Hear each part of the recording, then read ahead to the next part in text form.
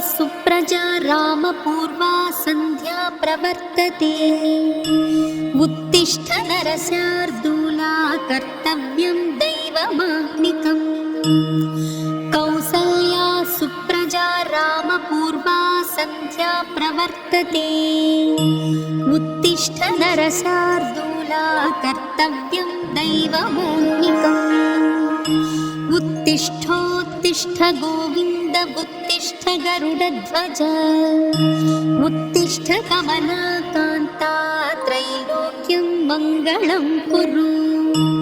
उत्तिष्ठोत्तिष्ठ गोविन्द उत्तिष्ठ गरुडध्वज।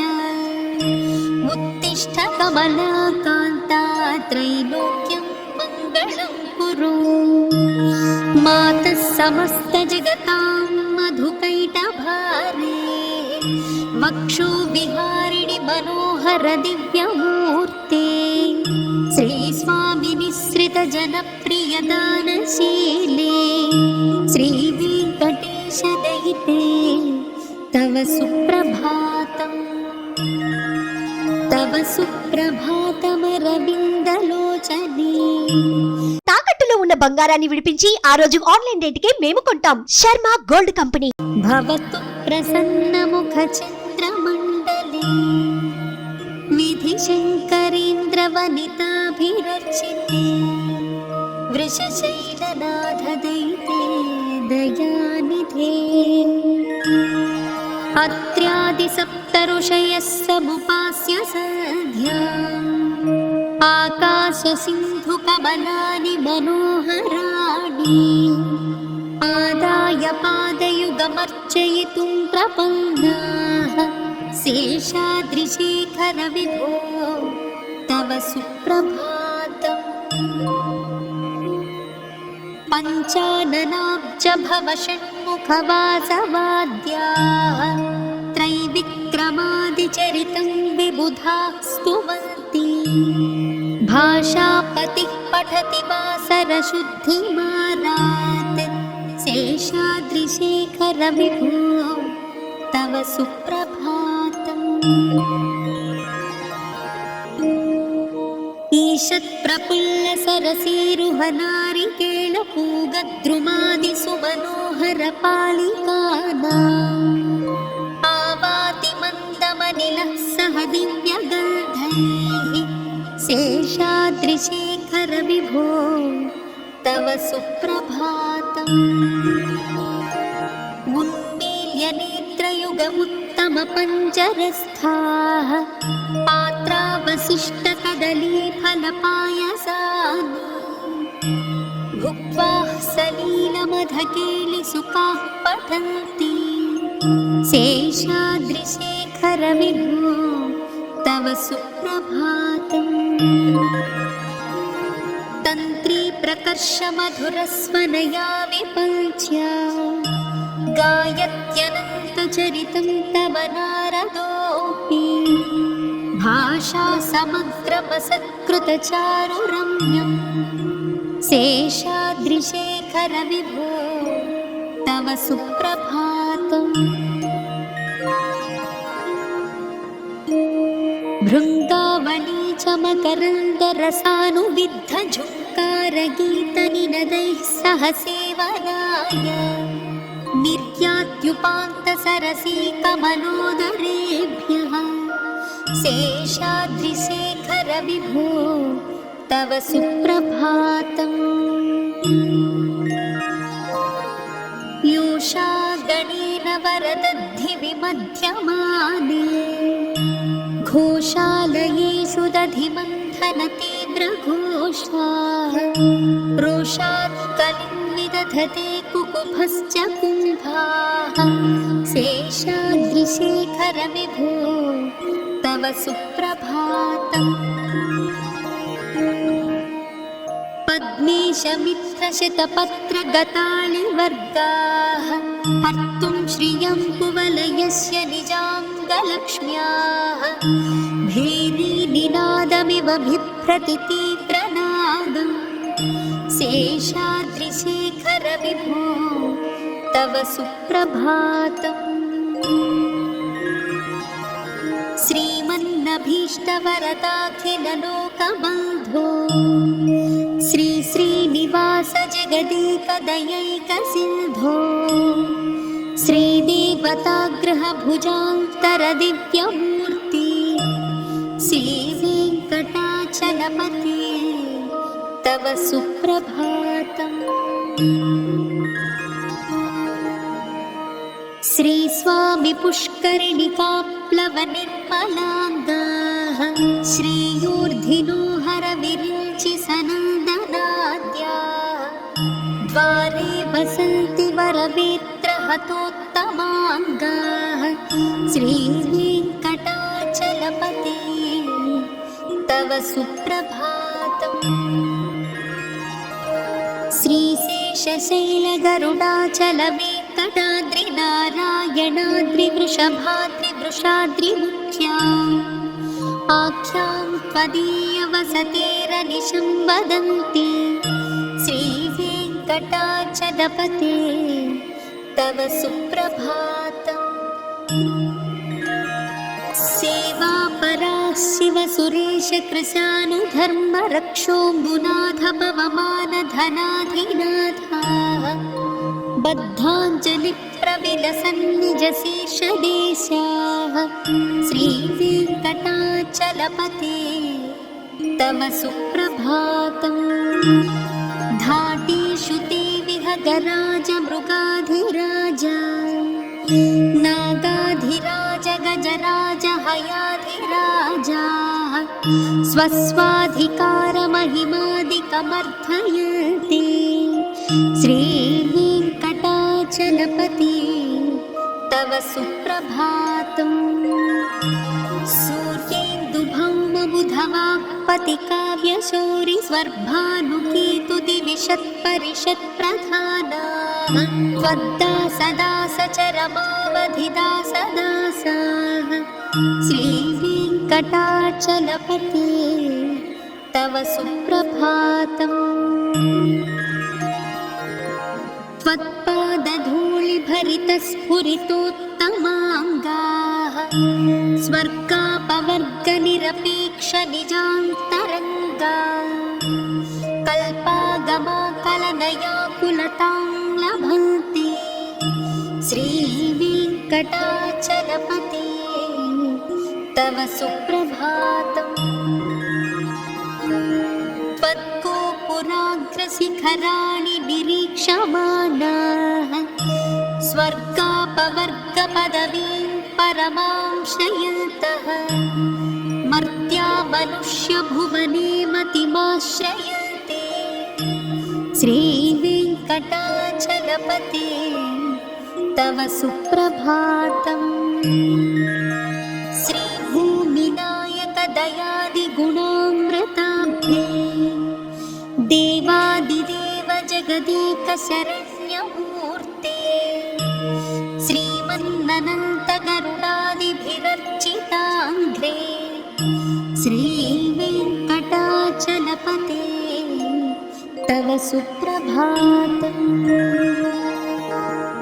श्रीपद्मनाभपुरुषोत्तमवासुदेव वैकुण्ठमाधव जनार्दन चक्रपाणि श्रीवत्सचिह्न शरणागत पारिजात श्रीवेङ्कटाचलपते तव सुप्रभातम्।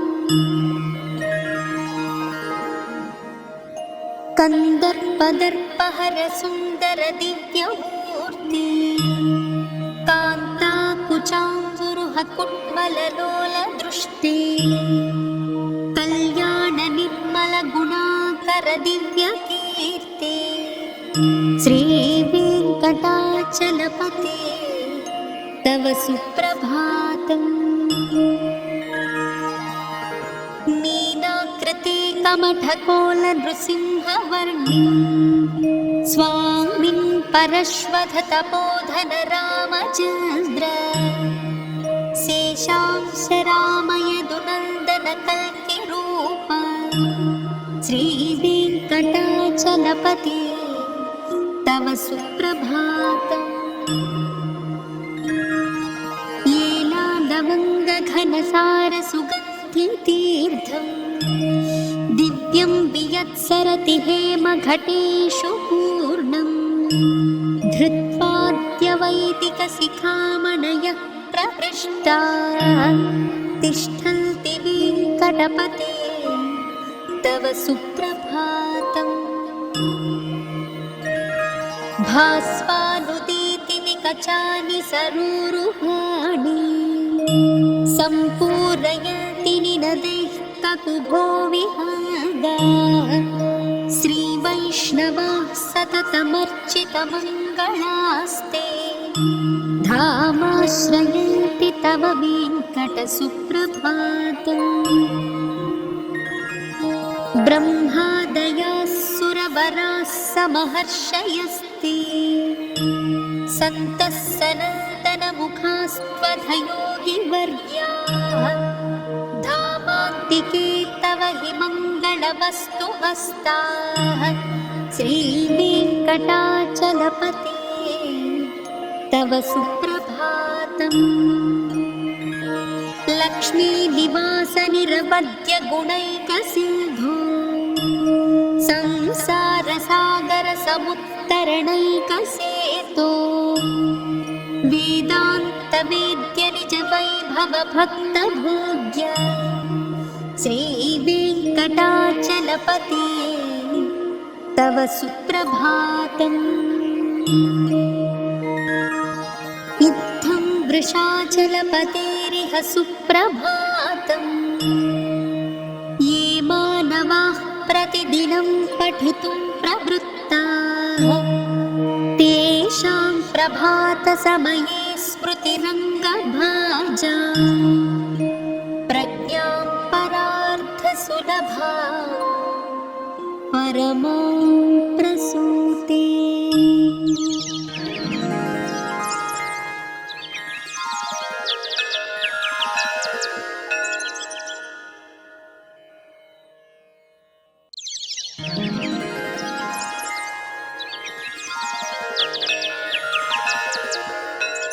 कौसल्या सुप्रजा रामपूर्वा सन्ध्या प्रवर्तते उत्तिष्ठ नरशार्दूला कर्तव्यं दैवमाह्निकम्। कौसल्या सुप्रजा रामपूर्वा सन्ध्या प्रवर्तते उत्तिष्ठ नरशार्दूला कर्तव्यं दैवमाह्निकम्।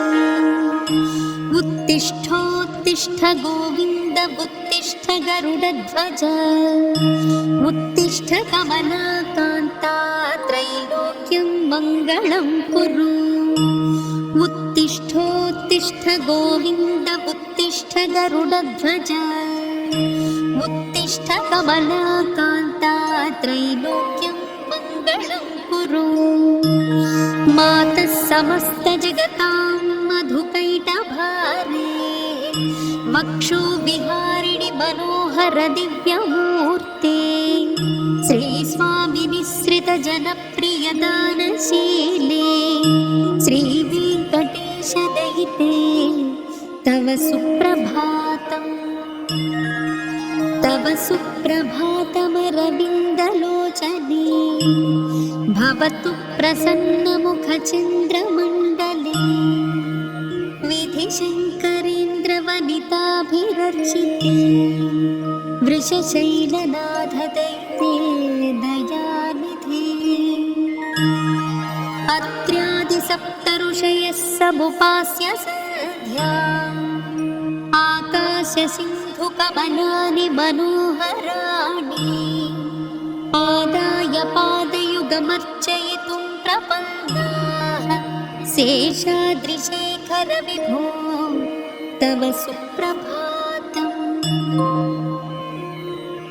पञ्चाननाब्ज भव षण्मुखवासवाद्याः त्रैविक्रमादिचरितं विबुधाः स्तुवन्ति भाषापतिः पठति वासरशुद्धिमारात् शेषाद्रिशेखर विभो तव सुप्रभातम्।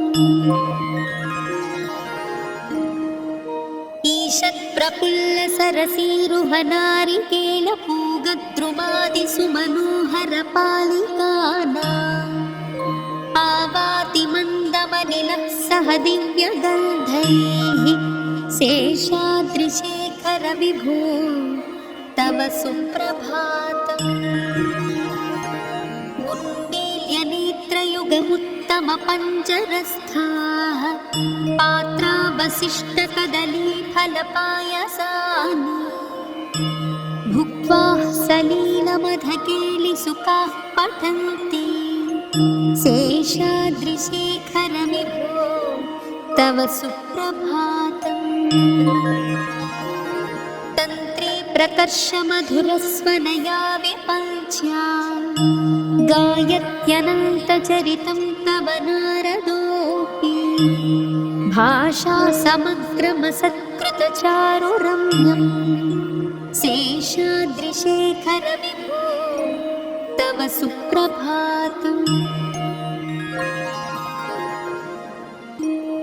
भृङ्गावळी च मकरन्दरसानुविद्धझुङ्कारगीतनिनदैः सह सेवनाय निर्यात्युपान्तसरसीकमलोदरेभ्यः शेषाद्रिशेखर विभो तव सुप्रभातम् योषा गणेन वरदद्धि विमध्यमाने घोषालयेषु दधिमन्थनतीव्रघोषाः रोषात् कलिं निदधते कुकुभश्च कुम्भाः शेषाद्रिशेखर विभो तव सुप्रभातम्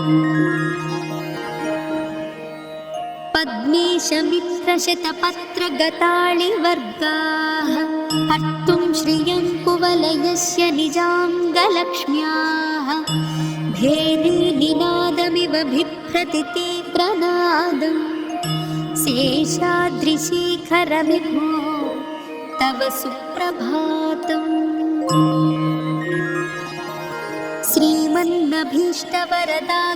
श्रीमन्नभीष्टवरदाखिललोकबन्धो श्री श्रीनिवास जगदेकदयैकसिन्धो श्रीदेवताग्रहभुजान्तरदिव्यमूर्ते श्रीवेङ्कटाचलपते तव सुप्रभातम् श्रीस्वामि पुष्करिणिकाप्लवनिर्मलाङ्गाः श्रेयोर्धिनो हरविरिञ्चि सनन्दनाद्याः द्वारे वसन्ति वरवेत्रहतोत्तमाङ्गाः श्रीवेङ्कटाचलपते तव सुप्रभातम्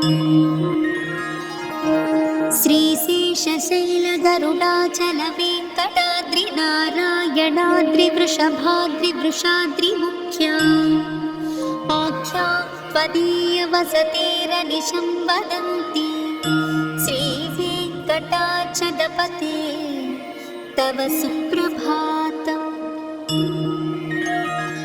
सेवापराः शिवसुरेशकृशानुधर्मरक्षो मुनाथ पवमानधनाधिनाथाः बद्धाञ्जलिप्रविलसन्निजशीर्षदेशाः श्रीवेङ्कटाचलपते तव सुप्रभातम् धाटीषु ते विहगराजमृगाधिराज नागाधिराज गजराज हयाधिराजाः स्वस्वाधिकारमहिमादिकमर्थयन्ते श्रीवेङ्कटाचलपते तव सुप्रभातम्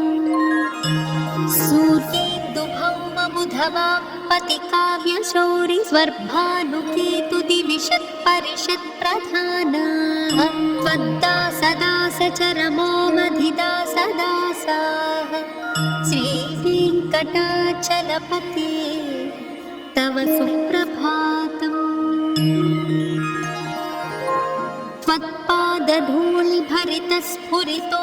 त्वत्पादधूलिभरितस्फुरितोत्तमाङ्गाः स्वर्गापवर्गनिरपेक्षनिजान्तरङ्गा कल्पाग आगमाकलनया कुलतां लभन्ते श्रीवेङ्कटाचलपते तव सुप्रभातम्। त्वद्गोपुराग्रशिखराणि निरीक्षमाणाः स्वर्गापवर्गपदवीं परमां शयन्तः मर्त्या मनुष्यभुवने मतिमाश्रयन्ते श्रीवेङ्कटाचलपते तव सुप्रभातम्। श्रीभूमिनायकदयादिगुणामृताब्धे देवादिदेव जगदेकशरण्यमूर्ते श्रीमन्ननन्तगरुडादिभिरर्चिताङ्घ्रे श्रीवेङ्कटाचलपते तव सुप्रभातम्। श्रीपद्मनाभपुरुषोत्तम वासुदेव वैकुण्ठमाधव जनार्दन चक्रपाणि श्रीवत्सचिह्न शरणागत पारिजात श्रीवेङ्कटाचलपते तव सुप्रभातम्। कन्दर्पदर्पहर सुन्दर दिव्यमूर्ते कान्ताकुचाम्बुरुह कुट्मललोल दृष्टे कल्याण निर्मल गुणाकर दिव्यकीर्ते श्रीवेङ्कटाचलपते तव सुप्रभातम्। नीनाकृते कमठकोल नृसिंहवर्णि स्वामिन् परश्वथ तपोधन रामचन्द्र शेषांश रामयदुनन्दन कल्किरूप श्रीवेङ्कटाचलपते तव सुप्रभातम्। लवङ्गघनसार सुगन्धितीर्थम् दिव्यं वियत्सरति हेमघटेषु पूर्णम् धृत्वाद्यवैदिकशिखामणयः प्रहृष्टाः तिष्ठन्ति वेङ्कटपते तव सुप्रभातम्। भास्वानुदेति विकचानि सरोरुहाणि सम्पूरयन्ति निनदैः ककुभो विहङ्गाः श्रीवैष्णवाः सततमर्चितमङ्गलास्ते धामाश्रयन्ति तव वेङ्कटसुप्रभातम्। ब्रह्मादयाः सुरवराः समहर्षयस्ते सन्तः सनन्दनमुखास्त्वधयोगिवर्याः धामान्तिके तव हि मङ्गलमस्तु हस्ताः श्रीवेङ्कटाचलपते तव सुप्रभातम्। लक्ष्मीनिवास निरवद्य गुणैकसिन्धो संसारसागर समुत्तरणैकसेतो वेदान्त वेद्य निज वैभव भक्त भोग्य श्रीवेङ्कटाचलपते तव सुप्रभातम्। इत्थं वृषाचलपतेरिह सुप्रभातम्।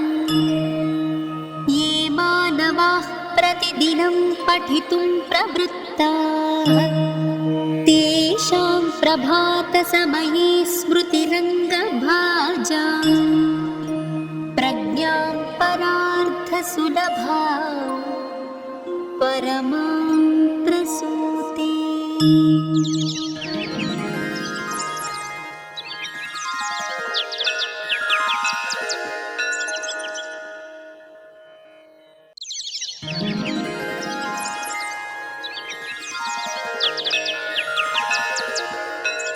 कौसल्या सुप्रजा रामपूर्वा सन्ध्या प्रवर्तते उत्ति उत्तिष्ठ नरशार्दूला कर्तव्यं दैवमाह्निकम् कौसल्या सुप्रजा रामपूर्वा सन्ध्या प्रवर्तते उत्तिष्ठ नरशार्दूला कर्तव्यं दैवमाह्निकम् उत्तिष्ठोत्तिष्ठ गोविन्द उत्तिष्ठ गरुडध्वज उत्तिष्ठ कमलाकान्ता त्रैलोक्यं मङ्गलं कुरु उत्तिष्ठोत्तिष्ठ गोविन्द उत्तिष्ठ गरुडध्वज उत्तिष्ठ कमलाकान्ता त्रैलोक्यं मङ्गलं कुरु मातः समस्तजगतां मधुकैटभारे वक्षोविहारिणि मनोहर दिव्यमूर्ते श्रीस्वामिनिसृतजनप्रियदानशीले श्रीवेङ्कटेशदयिते तव सुप्रभातमरविन्दलोचने भवतु प्रसन्नमुखचन्द्रमण्डले विधिशङ्करेन्द्रवनिताभिरर्चिते वृषशैलनाथदैत्ये दयानिधे अत्र्यादिसप्तऋषयः समुपास्य सन्ध्या आकाशसिन्धुकमलानि मनोहराणि आदाय पादयुगमर्चयितुं प्रपन्नाः शेषाद्रिशेखर विभो तव सुप्रभातम् पञ्चाननाब्ज भव षण्मुखवासवाद्याः त्रैविक्रमादिचरितं विबुधाः स्तुवन्ति भाषापतिः पठति वासरशुद्धिमारात् शेषाद्रिशेखर विभो तव सुप्रभातम्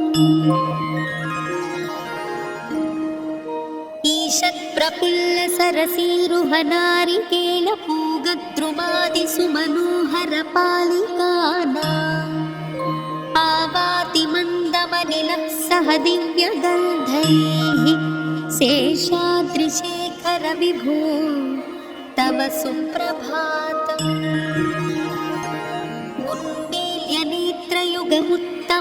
उन्मील्यनेत्रयुगमुत्तमपञ्जरस्थाः पात्रावशिष्टकदलीफलपायसानि भुक्त्वा सलीलमधकेलिसुखाः पठन्ति शेषाद्रिशेखर विभो तव सुप्रभातम् तन्त्री प्रकर्षमधुरस्वनया विपञ्च्या गायत्यनन्तचरितं तव नारदोऽपि भाषा समग्रमसत्कृतचारुरम्यं शेषाद्रिशेखर विभो तव सुप्रभातम् भृङ्गावळी च मकरन्दरसानुविद्धझुङ्कारगीतनिनदैः सह सेवनाय निर्यात्युपान्तसरसी कमलोदरेभ्यः शेषाद्रिशेखर विभो तव सुप्रभातम् योषा गणेन वरदद्धि विमध्यमाने घोषालयेषु दधिमन्थनतीव्रघोषाः रोषात् कलिं निदधते कुकुभश्च कुम्भाः शेषाद्रिशेखर विभो तव सुप्रभातम्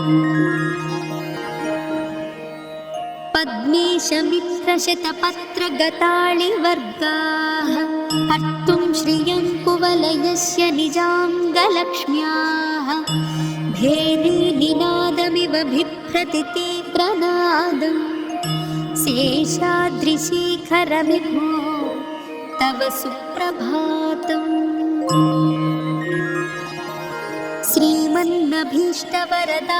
श्रीमन्नभीष्टवरदाखिललोकबन्धो श्री श्रीनिवास जगदेकदयैकसिन्धो श्रीदेवताग्रहभुजान्तरदिव्यमूर्ते श्रीवेङ्कटाचलपते तव सुप्रभातम्।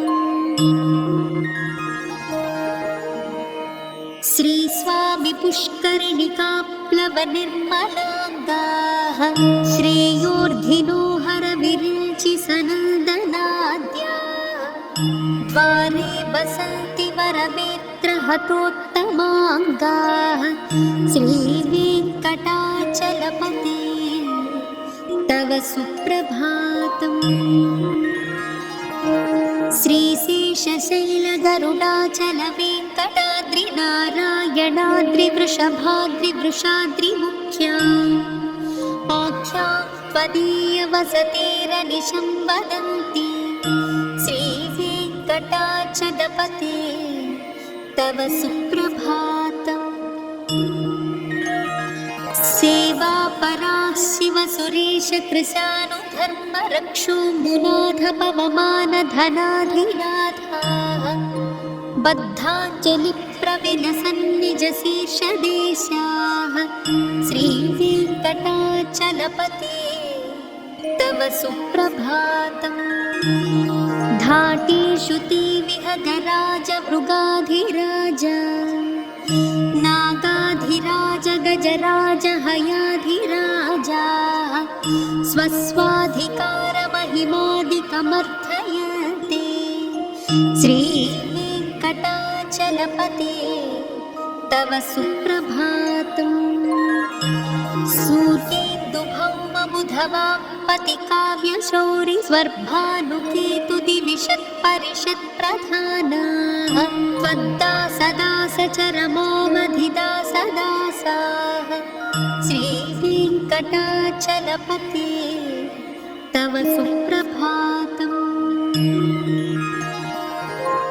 त्वत्पादधूलिभरितस्फुरितोत्तमाङ्गाः स्वर्गापवर्गनिरपेक्षनिजान्तरङ्गा कल्पागमाकलनयाकुलतां लभन्ते श्रीवेङ्कटाचलपते तव सुप्रभातम्।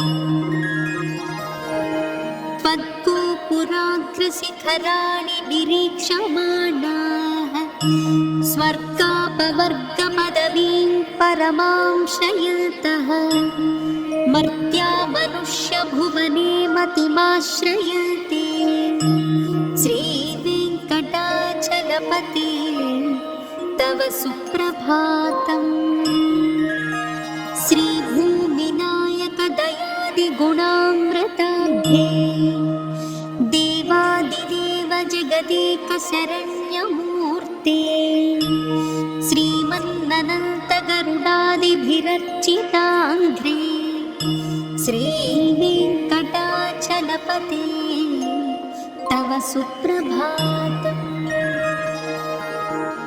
श्रीपद्मनाभपुरुषोत्तमवासुदेव वैकुण्ठमाधव जनार्दन चक्रपाणि श्रीवत्सचिह्न शरणागत पारिजात श्रीवेङ्कटाचलपते तव सुप्रभातम्। कन्दर्पदर्पहर सुन्दर दिव्यमूर्ते कान्ताकुचाम्बुरुह कुट्मललोल दृष्टे कल्याण निर्मल गुणाकर दिव्यकीर्ते श्रीवेङ्कटाचलपते तव सुप्रभातम्।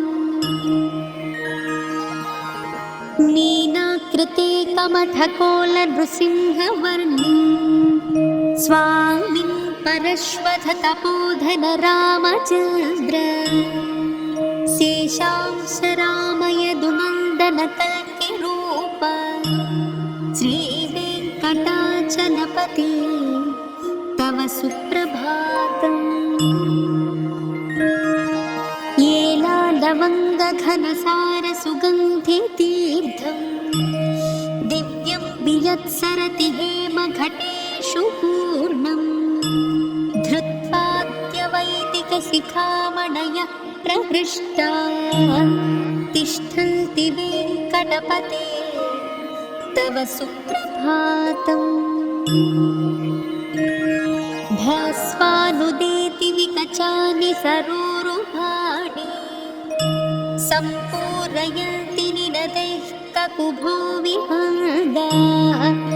श्रीवैष्णवाः सततमर्चितमङ्गलास्ते धामाश्रयन्ति तव वेङ्कटसुप्रभातम्।